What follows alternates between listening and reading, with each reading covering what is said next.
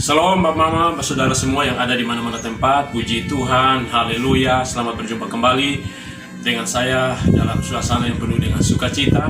Bapak Mama, saudara kasih Tuhan, kita akan masuk di dalam program Misbah Doa dan Renungan. Kita akan sama-sama belajar firman Tuhan. Kemudian kita akan berdoa bersama secara khusus bagi situasi yang sedang kita hadapi ini. Mari kita berdoa. Ya Allah, ya Tuhan kami, Allah di dalam nama Tuhan Yesus Kristus, Tuhan yang adalah Sang Juru Selamat, terima kasih, kami bersyukur Tuhan atas segala kasih karunia-Mu di tengah situasi yang sedang kami hadapi secara global, dunia, Indonesia, dari Sabang sampai Merauke. Tetapi kami percaya Tuhan segala sesuatu dalam sepengetahuan Tuhan. Dan untuk itu Tuhan, kami bersyukur atas semua kasih karunia yang Tuhan beri bagi kami, satu kesempatan bagi kami untuk kami terus hidup dan mempermuliakan Tuhan. Mari Tuhan, terima kasih dan curahkan kuasa-Mu Tuhan bagi kami dalam Misbah Doa dan Renungan ini menjadi berkat ya Tuhan. Lewat sharing firman Tuhan, lewat pergumulan doa bersama, ada kuasa Allah boleh nyata, baik lewat pelayanan, pemberitaan kesaksian, doa, dan setiap yang mendengar, mengikuti, mengalami berkat Tuhan, kekuatan firman Tuhan, perkara dan mujizat, dan boleh mengalami hal-hal besar yang ajaib dan luar biasa. Terima kasih di dalam nama Yesus kami berdoa. Amin. Bapak Mama, saudara kasih Tuhan, kali ini dalam Misbah Doa dan Renungan saya akan mengangkat salah satu bagian firman Tuhan di dalam kitab Amsal pasal yang pertama ayat yang ke-33 yang berbunyi demikian. Tetapi siapa mendengarkan aku, ia akan tinggal dengan aman, terlindung daripada kedahsyatan malapetaka. Haleluya, Bapak Mama, saudara kasih Tuhan. Ini satu bagian firman Tuhan kitab Amsal, yang Amsal ini kemudian berbicara tentang bagaimana hidup memiliki hikmat. Salomo menjadi salah satu raja ataupun raja yang sangat terkenal, kemasyhurannya itu sangat luar biasa oleh karena hikmat yang dimiliki. Itu menurut catatan Alkitab. Dia sangat berbeda oleh karena banyak orang meminta untuk senantiasa memperoleh kekayaan, harta, jabatan, tetapi dia hanya minta hikmat. Karena dia tahu bahwa di dalam mengatasi suatu persoalan, permasalahan, tidak hanya berbicara tentang iman dan percaya, tetapi butuh hikmat untuk tahu membedakan ini baik dan mana yang buruk. Tamam, saudara kasih Tuhan, di tengah suasana kita saat ini, di tengah pergumulan kita dalam Misbah Doa dan Renungan kali ini, saya mengangkat satu tema, berhikmat di tengah pencobaan. Berhikmat di tengah pencobaan. Bapak saudara kasih Tuhan, kita berada dalam suasana di mana adanya begitu hal-hal besar terjadi oleh karena dampak daripada virus corona ini. Banyak saudara kita yang telah meninggal, dampaknya begitu kepada setiap tatanan kehidupan kita. Banyak terganggu sana sini, seluruh dunia, bangsa kita Indonesia dari Sabang sampai Merauke. Dan tentu dalam suasana seperti ini, tentu kita sangat cemas. Tetapi Bapak Mama, saudara kasih Tuhan, sebagai umat percaya, orang percaya, mari kita percaya bahwa Tuhan memampukan kita, Tuhan menyediakan kita jalan keluar.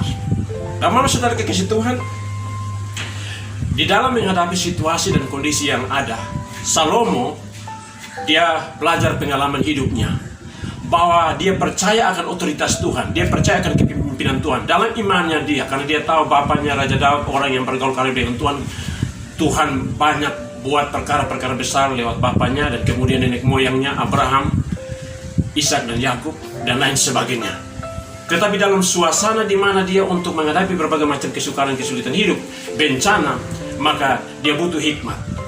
Itu yang kemudian Bapak Mama, saudara kasih, dia memberikan, menuliskan ataupun menyatakan lewat bagian firman ini dalam Amsal ini pasal 1 ayat ke-33, bahwa di saat kita mengalami situasi yang ada seperti ini, maka kita butuh hikmat. Bukan berarti kita tidak beriman. Hikmat, orang tua banyak sering mengatakan begini, kalau kamu jalan keluar dengan kendaraan motor, kamu harus berhikmat, artinya berhati-hati.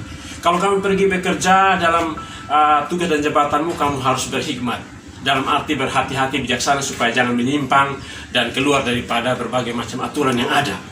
Dan banyak hal yang kita dengar dari orang tua kita dulu. Tujuan daripada hikmat itu supaya kita berhati-hati, bijaksana, dan ada kiat-kiat cara, tindakan, sikap untuk kemudian kita terhindar daripada malapetaka. Mama saudara kekasih Tuhan, maka berbicara dengan hikmat. Hikmat itu datangnya daripada Allah. Di dalam Amsal pasal yang ke-9 ayat yang ke-10 dikatakan bahwa permulaan hikmat adalah takut akan Tuhan, dan mengenal yang Maha Kudus adalah pengertian. Haleluya. Bahwa pada saat orang itu bertindak bijaksana menghadapi situasi persoalan yang ada, bencana seperti ini, dia harus berhati-hati, bijaksana di dalam segala tindakan-tindakannya, maupun dalam hal berbagai macam solusi-solusi yang dibangun, maka menunjukkan bahwa apa? Dia sangat dekat dengan takut akan Tuhan atau takut akan Allah. Memahami tentang kemakuasaan Allah yang mencurahkan baginya, bagi setiap kita adalah hikmat. Itu Bapak Mama Saudara kekasih Tuhan yang pertama, bahwa permulaan hikmat adalah takut akan Tuhan atau takut akan Allah. Kita dalam menghadapi situasi seperti, apalagi ini berbicara tentang virus, kita tidak mengetahui, tidak bisa mendeteksi secara langsung dan lain sebagainya, tetapi Allah itu Maha tahu. Tentu dalam hal ini kita harus butuh hikmat untuk supaya apa? Kita bisa aman di dalam situasi itu.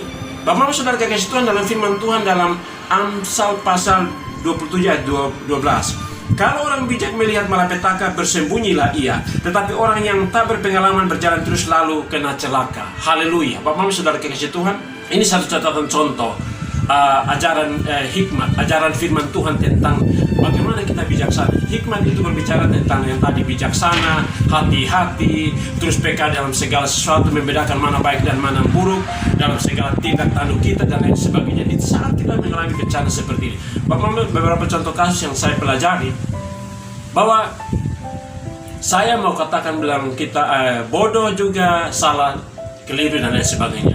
Banyak contoh, ada banyak orang-orang yang pintar, cerdas, punya memiliki jabatan, pejabat dan lain sebagainya. Tetapi kemudian Bapak Saudara, dalam situasi seperti ini, sudah tahu bahwa ini varian baru, penyebarannya begitu tinggi virus ini dan luar biasa, mengakibatkan dampak kepada orang meninggal, yang juga sana sini dampaknya lain, memaksakan diri jalan keluar ke daerah untuk melakukan semacam pertemuan antar pejabat-pejabat daerah. Apa yang terjadi? Baru 2 minggu jalan ke satu tempat, tiba-tiba dengar dia bawa lari ke rumah sakit, contoh di Kupang. Dan setelah itu langgar 2 hari kemudian mati atau meninggal karena terinfeksi virus ini. Ini salah satu contoh. Padahal orang cerdas, bijaksana, orang yang punya berpengalaman.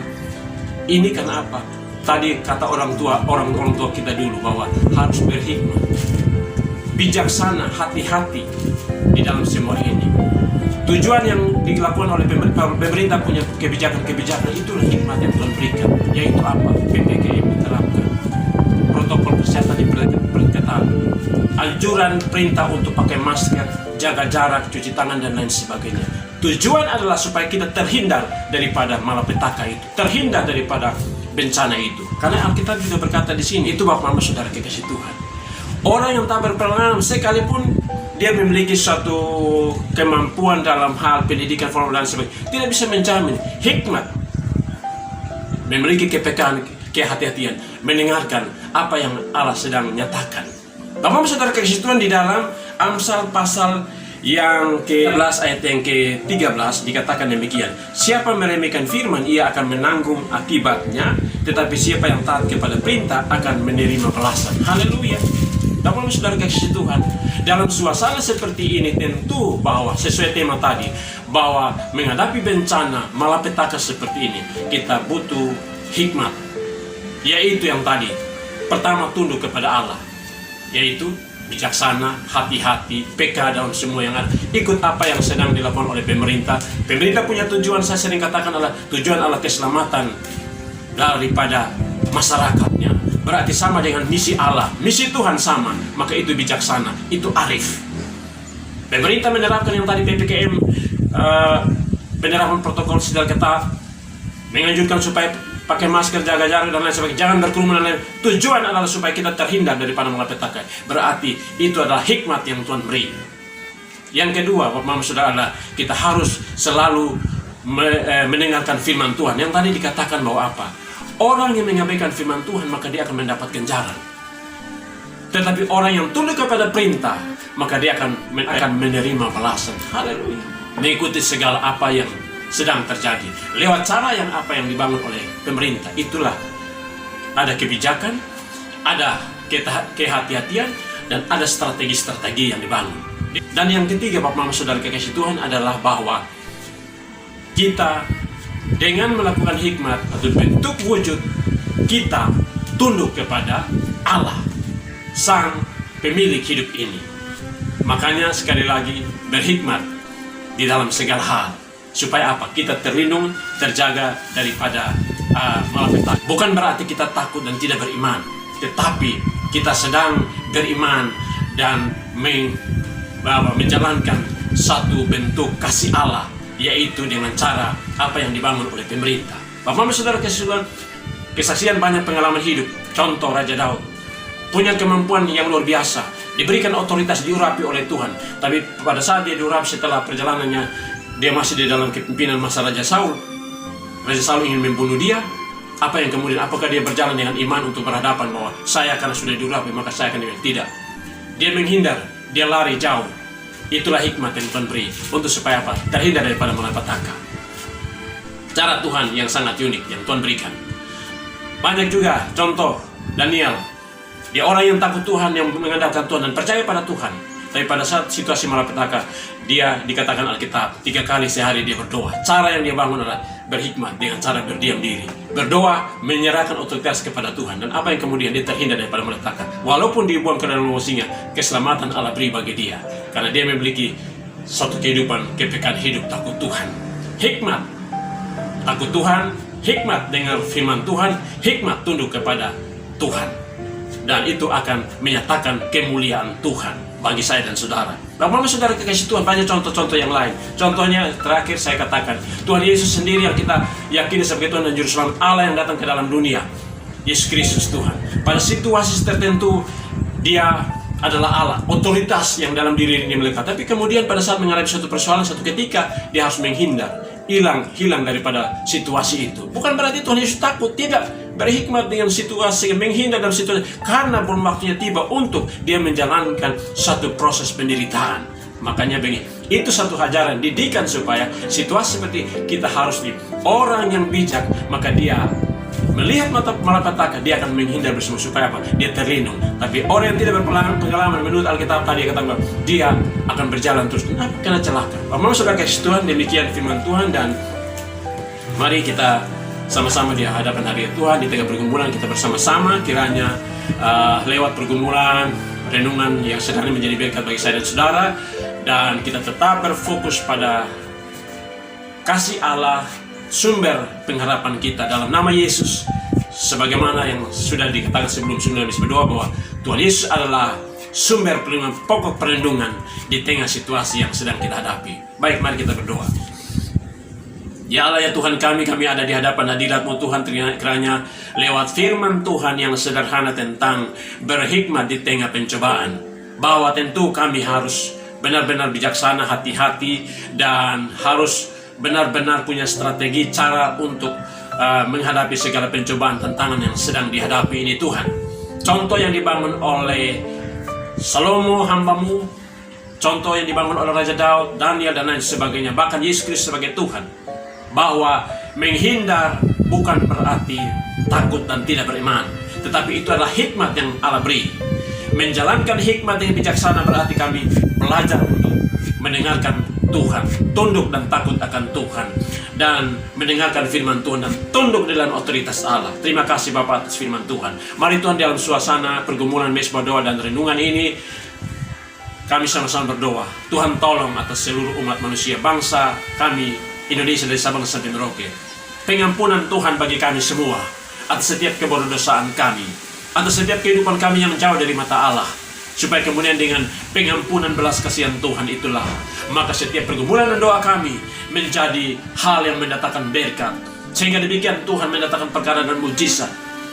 Bagaimana Allah mencabut, mengangkat, melepaskan, melenyapkan setiap kuasa kekuatan virus dari muka bumi bangsa kami Indonesia.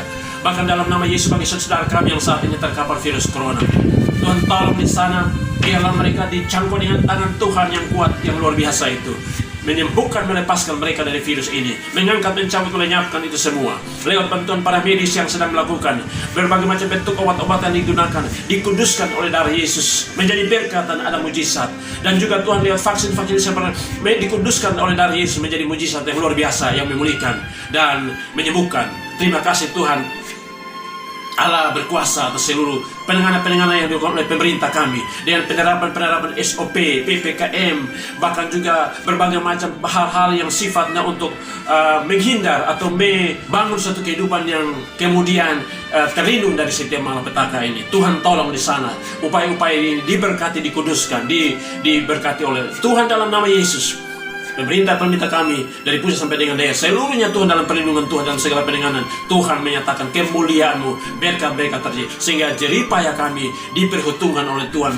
Semua itu tidak akan pernah sia-sia. Mari Tuhan berkuasa atas semua. Dalam nama Yesus Tuhan, berkuasalah. Dalam nama Yesus Tuhan, sembuhkan Tuhan jiwa-jiwa yang saat ini terkapar virus ini. Sembuhkan setiap orang terkapar atas sakit penyakit yang lain dimanapun. Persoalan-persoalan dampak daripada virus ini, pribadi, keluarga, rumah tangga, bisnis, usaha, perusahaan, dan lain sebagainya, seluruh tatanan kehidupan bangsa negeri ini. Tuhan tolong Allah dalam nama Yesus, dalam nama Yesus Tuhan, dalam nama Yesus Tuhan, kuasa Allah boleh terjadi bagi seluruh kehidupan kami.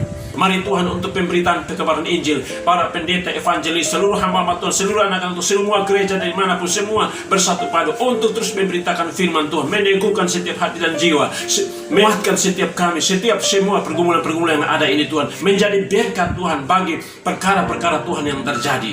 Tuhan teguhkan setiap hati pribadi, keluarga, sanak saudara, famili yang oleh karena izinan Tuhan telah berpulang kembali meninggal oleh karena dampak wabah ini.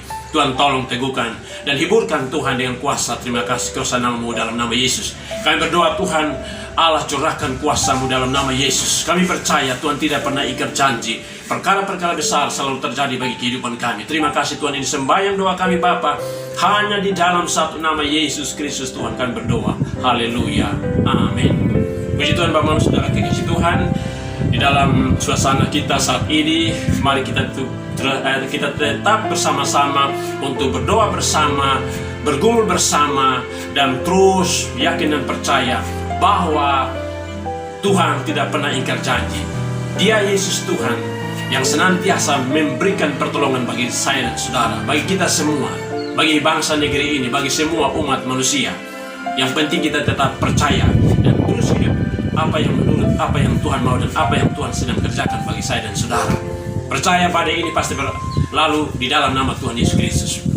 Mama saudara kasih Tuhan, sampai di sini perjumpaan kita. Kita akan berjumpa kembali di waktu berikut. Tuhan Yesus memberkati kita semua. Haleluya. Puji Tuhan. Shalom.